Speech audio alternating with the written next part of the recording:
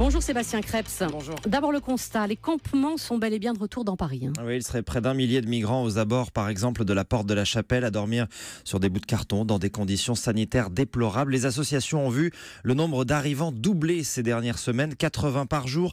Avec les violences à Calais, l'incendie du camp de Grande-Sainte, Paris est devenu l'unique destination où ils ont espoir d'être accueillis. Cet Afghan de 23 ans, Ramin, tente depuis des semaines de passer la porte du centre d'accueil parisien saturé. À Calais, je n'ai eu que des problèmes avec la police qui essaye de nous attraper.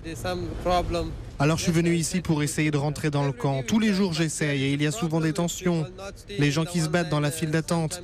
Et chaque fois je dois retourner dans la rue. Et pourtant 80% des Afghans qu'ils demandent obtiennent l'asile en France. Ce réfugié y a donc probablement droit. Le problème, c'est de pouvoir déposer sa demande.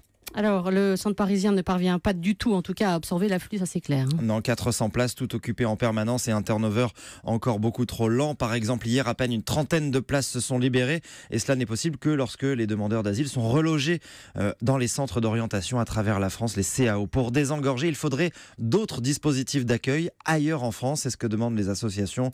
Écoutez Bruno Morel, le directeur général d'Emmaüs Solidarité. Essayons de leur faire des lieux d'accueil par les endroits où ils arrivent, sur le sud de la France, sur l'Est, qu'il y ait une solidarité nationale qui joue et que les migrants aient toujours un point d'entrée, un point d'accueil, un point où se poser, un point d'information. D'autant plus qu'en fait, l'objectif après, c'est de les réorienter sur France entière. Donc autant faire ça de plusieurs points d'entrée. Bon, mais alors d'autres centres en France, c'est possible, c'est envisagé, c'est envisageable pour le gouvernement ? Oui, c'est désormais une piste et l'initiative vient de l'Elysée. Emmanuel Macron a demandé au ministre de l'Intérieur Gérard Collomb de plancher sur un plan et l'ouverture de nouveaux centres fait partie de la réponse, a dit hier le ministre, mais sans dévoiler ni leur localisation ni le calendrier.